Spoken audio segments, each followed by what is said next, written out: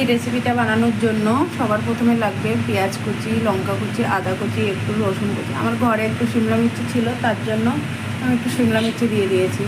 আর লাগবে রাতের জল দেওয়া ভাত, পান্তা ভাত, আর একটা ডিম, আর অমলেট করে নিই। কড়াইতে দিয়ে দিলাম।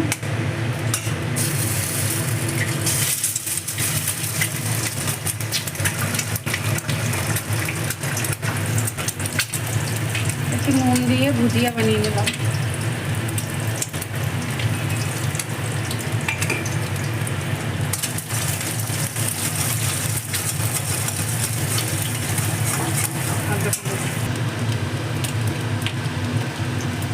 শুকনো লঙ্কা আর ফোড়ন দেবো।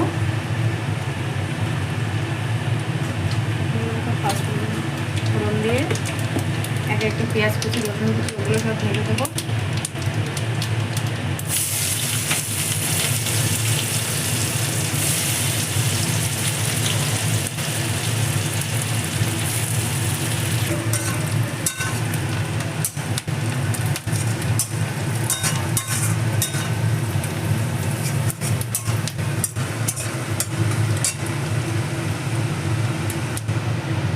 ভাতটা ঢেলে দিলাম।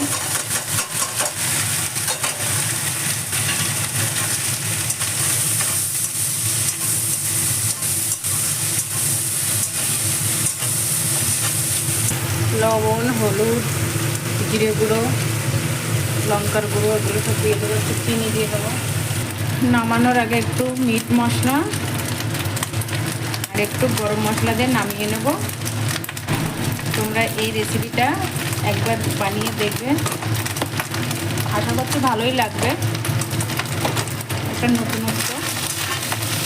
নামানোর পরে এরকম কালার এসেছে। নামানোর পরে দেখো এরকম এসছে। এটা হচ্ছে একটা ভুনা।